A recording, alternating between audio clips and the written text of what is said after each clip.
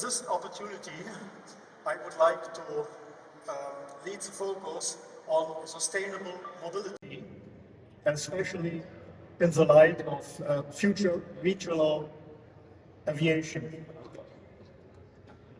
But before we take a look into the detail of regional aviation, please allow me another look on the state of the air transport industry, which has changed unbelievable within the last 3 or 4 years. Well, remember where we were in the year 2019 before this disease, COVID, stopped nearly everything.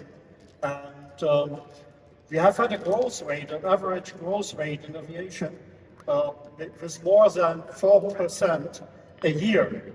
And you could say that the aviation industry would double its volume in terms of passengers, in terms of cargo, every 15 to 20 years. So air transport, aviation itself was the fastest growing industry, or one of the fastest growing industries at all. And in 2019, it's not far away from now. We have had about 300 airlines. And if you were looking at this time on the numbers in the air transport industry, you could imagine that only a few years from now, nearly every human being on this world would fly statistically at least once a year. So that was a beautiful outlook.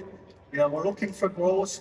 We are looking for financial healthy industry, and we are looking for air transport industry which helped everybody in the world in terms of building a world community, building the globalization.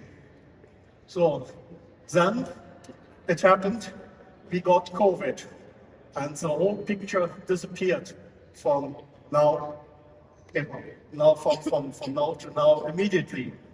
But now we have a quite different situation. 2019, 2022. Today, our situation is that we are facing 3 crises at the same time. The climate crisis, the follow-on of COVID-19, and unfortunately, since a couple of weeks, the war in Europe. And all these events will have an impact on aviation. So the situation is completely different now. And we are starting to have some predictions how it could develop in the coming weeks, coming months, coming years, but now everything is different. So, but there are also some good news. Passengers are coming back, unfortunately slowly, but in general worldwide we are back maybe about 60 to 70% what we were in 2019. Business aviation, which is also represented very much here in the show, is doing really well, and some parts have all-time records. Air cargo is strong and becomes stronger, but, and that is the unfortunate part of that picture, regional aviation is still a problem, let me say a political problem, and this especially here in Germany. And we have to see what we can do. And I think all the new technologies coming up, especially electric power plants, will help to support the political acceptance of regional or short air transport. Nevertheless, recession due to all the 3 major theaters I have mentioned, from COVID to the war to climate change, recession is looming, and we hope that this recession may not be as worse as many people think. Eurocontrol, the European Air Traffic Control Organization, has made a forecast And on the forecast, you can see a level line, this the dotted line. So this is the 2019 level. And this is where we were in 2020. This is where we are in 2022, about roughly. And you have a green line, that's the optimistic view. And you have a red line, this is maybe a more realistic view. And we have to see how it will develop. But even if you take the optimistic look, you will see it will take after until 2027, until you get a recent advantage over the results of the year 2019.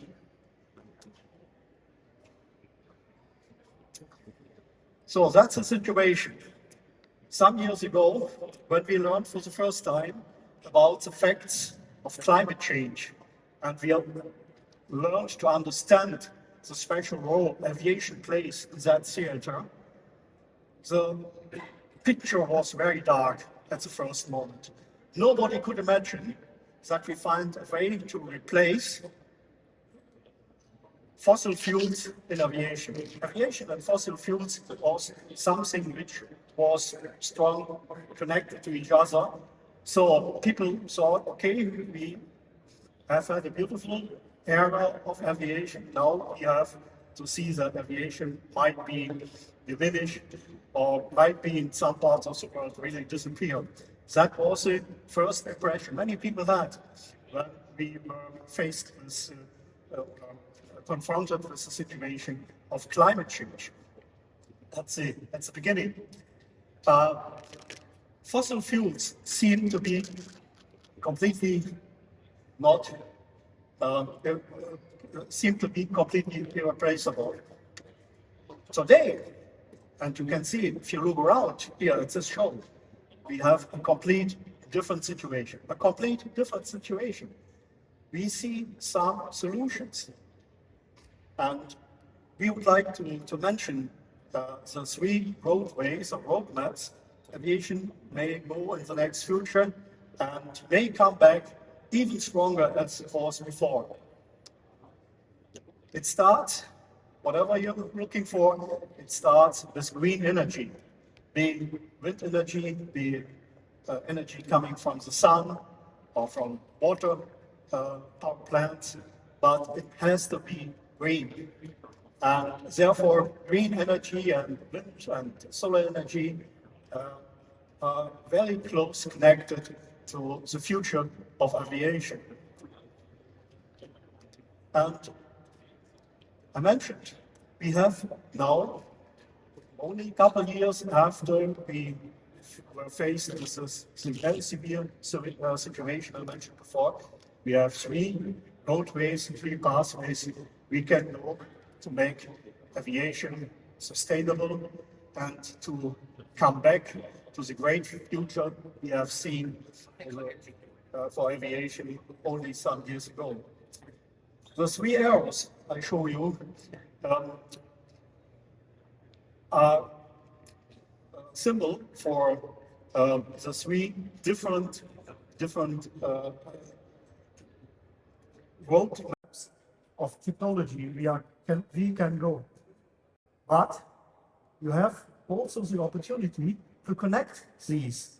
You can combine electric power with CO2 neutral fuels and so on. And you can connect hydrogen-based powertrains with electric powertrains. So these are three basic arrows, but you have a lot of hybrid interconnections between these three technologies.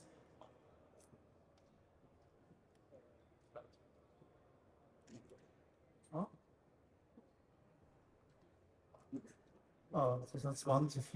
So let me start with sustainable aviation fuels. And we think that sustainable aviation fuels are the key to move on. Why? That's why there is a large fleet of technically very good aircraft around the world. Presently, we have about 21,000 airliners, just above 100 seats. worldwide. We have a fleet of 4,000 smaller airliners which are typically used in regional aviation. And if you want to fly this aircraft, and if you want to fly climate friendly or if possible CO2 neutral, you have to go with CO2 neutral fuels. This is the one and only possibility to go forward with our existing fleet. And that is important. This fleet has to earn the money we need to go on the technology side much further in the future. So that's why it is so important that we support the existing fleet of regional aircraft. And sustainable aviation fuels is a way to do that. So, coming to sustainable aviation fuels, also often called SAF, we have to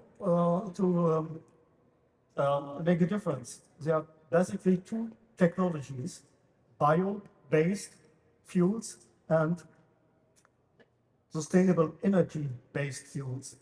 The first bio-based fuels are already available. The e-fuels are still under development, but I think if the industry is moving forward, it shouldn't take too long to get these fuels also to the market. Let me start with the bio-based fuels. With the bio-based fuels, you have a very important advantage. These fuels are available already today. You can buy it, you can refuel your aircraft with some of these fuels.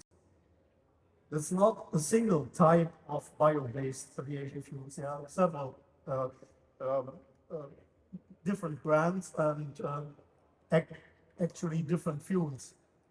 And this type of fuels is already introduced at the market. Unfortunately, the price is much higher than you have to pay for fossil fuels. Like everything in the world, you have advantages and you have disadvantages. The disadvantages is you have a limited availability of bio-based feedstock. This is a real problem because you are not in the position to enlarge your production as you like. You can only enlarge the production as much as you can do just to be sure that that your feedstock is available. So, and as I mentioned, the feedstock is a problem. If everybody is looking for the feedstock, the price is going up. And that is the prediction for aviation bio-based fuels. The price will not go down in the future, it will go up. And this is a major disadvantage. And another disadvantage is it's a big difference from where the feedstock is coming. It is cooking oil, it's waste from households, it's waste from the timber industry. So you have different passes of certification, and you have to show that every certified bio-based fuel fits in your engine. And therefore, the standardization for these fuels is very difficult. The good side, it's available. The good side is it shows that it works, but unfortunately, you have a long list of disadvantages. The other side are the e-fuels. E-fuels based on sustainable electrical energy, green energy, and CO2 and water. That's what you need, actually, nothing more. And of course, Fischer-Tropsch technology in between. So the advantages of e-fuel are very, very much are very interesting. You have unlimited scale, unlimited scalable production. That means you can produce as much as you need. You can reduce units cost because the economy of scale is working. And you have no problem with food and a fuel conflict, which you have with the bio-based fuels, of course. And this technology is completely crisis-proof. There's a proof of political pricing, and what is also very important, because aviation is worldwide, you are not forced to produce it at this or that facility. You can do it everywhere where you have sun, where you have CO2, and where you have water. This is something you have all over the world. So, nevertheless, the only fuel which is available at this time is the bio-based sustainable aviation fuel, and therefore it was very important that Airbus has shown on March 16 last year, about 1 year ago from now, that even a A350 can fly 100% with this sustainable aviation fuel. No fossil fuel on board this aircraft. And when we discussed the fuel situation with the industry, the fuel suppliers, the major fuel suppliers, you know the brands by yourself, they're always telling us that they are not sure if there is enough demand on the market just to support the new technology, just to support the large investments you have to make in this technology. And therefore, it was very, very helpful that Lufthansa last year ordered for $250 million, $250 million sustainable aviation fuel to show the industry there is a demand. So coming back to what we call power to liquid or P2L based e-fuels, we as International Association for Sustainable Aviation, we call it ZeroZ. We have this developed this name just because there are so many different names around, and nobody knows what is it SAF, what is sustainable aviation fuel. It's coming from cooking oil, it's coming from wood, it's e-fuel, what else? So to make it clear, we tell if it is completely green, completely sustainable, then it can be called ZeroZ. And that's the technology behind it. It's very simple. You have renewable electricity, you have water, you have CO2, and then you have the Fischer-Tropsch technology, and you get PTL fuel or ZeroZ. And this is nothing new. This chemical process was developed about 100 years ago. And during World War II, the German forces used this technology already.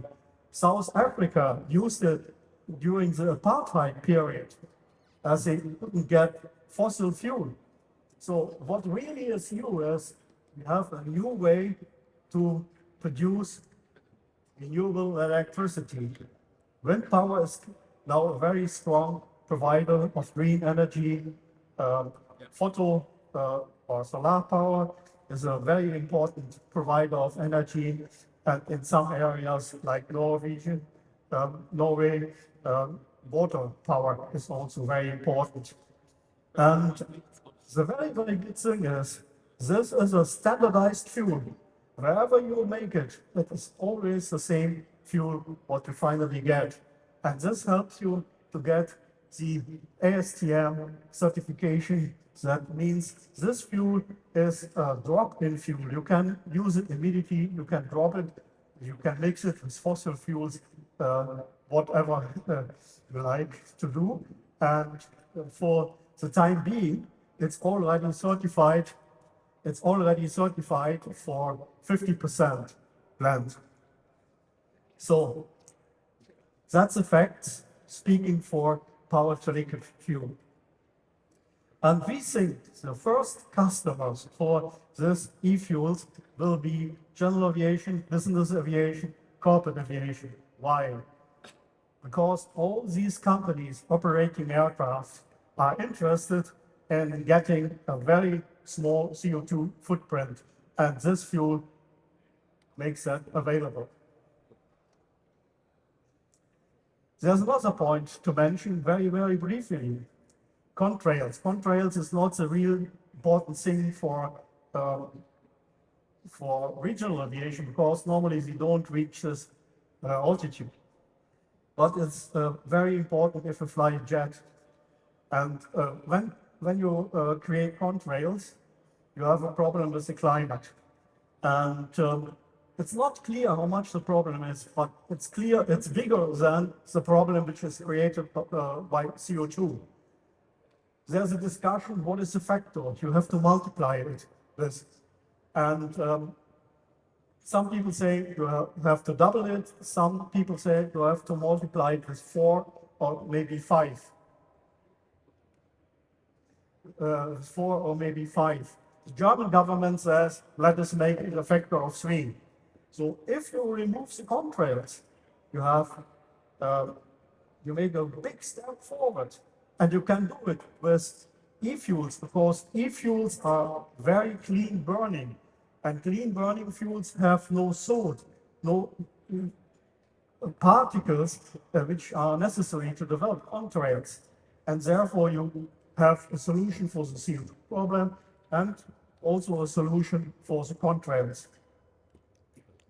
And coming back, this is the ideal combination: solar energy, wind energy, and fission torch. So that's why we as IASA are working for the PTL as a solution. The second pathway is electric flight. And electric flight is much, much more than just replacing a fossil or PTL-driven engine with an electrical-driven engine. This technology enables all new concepts, and it's a revolution in itself.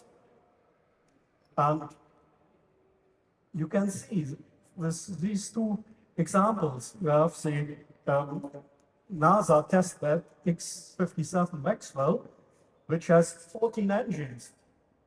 You can do it with a single engine. You don't need 14 engines.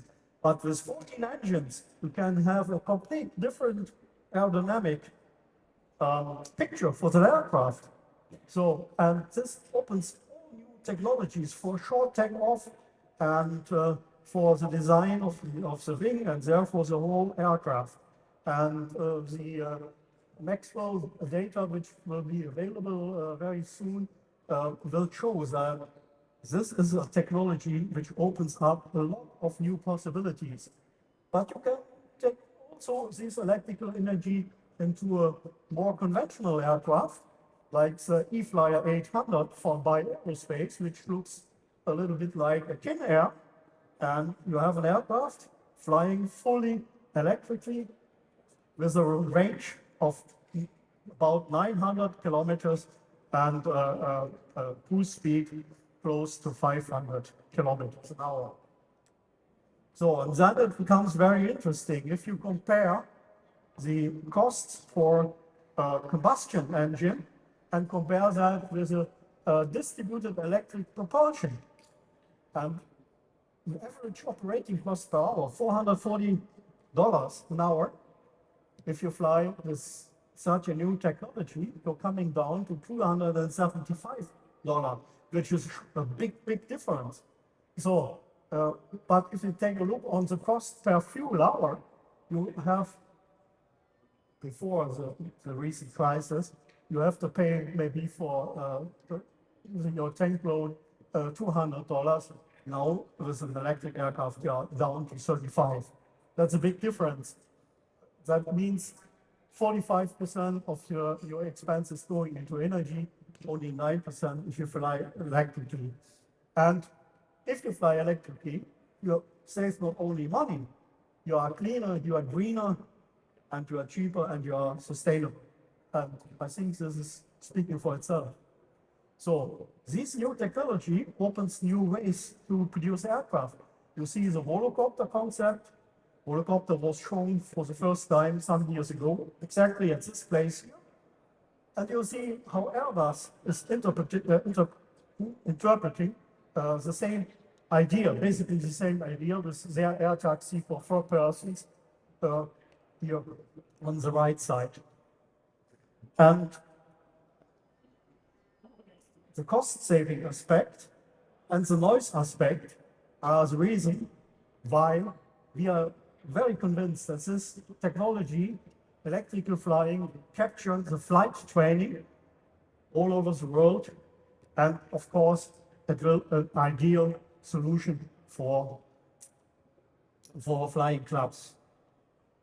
And also electrical energy is going into regional air transport, and Skylabs, you will hear in a presentation later on at this stage as well, opens up an ideal solution to solve the conflict which we have between the need to fly and what the politicians are thinking. You are aware of the discussion which we have in this country to stop all the short-haul flights, to prohibit all short-haul flights. And with this technology, you have a good reason to fly and to do what is necessary. The last arrow I've mentioned is hydrogen. Hydrogen is, on one hand, a very, very ideal technology. On the other hand, it's very challenging. We have 2 examples here in this presentation, which will be displayed, at least this one displayed a little bit later on.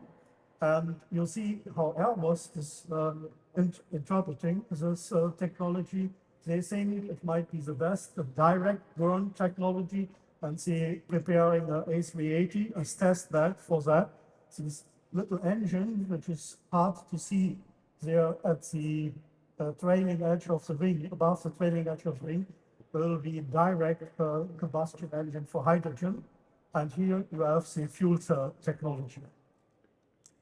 Airbus gave an outlook how hydrogen could look in the future. You have a typical regional air transport like the RTR family. You have some completely all new type of aircraft, a flying wing. And you have, of course, a A320 type of aircraft. And you will mention that the windows will end in here. And from here, everything is used, or the space is used for the storage of hydrogen. These are the 3 arrows of technology. It's always very, it seems always very difficult to achieve new stages of technology, but it always seems impossible until it's done. And this is what Nelson Mandela said some years ago, and I think you can transfer that into aviation. I thank you very much. If you look for further information, visit our website. You can download this presentation if you like. And if you have further questions, we have a booth over there. You are most welcome to contact us. And we are very much interested in staying in contact with you. Thank you very much. Thank you. Thank you very much, Rolf.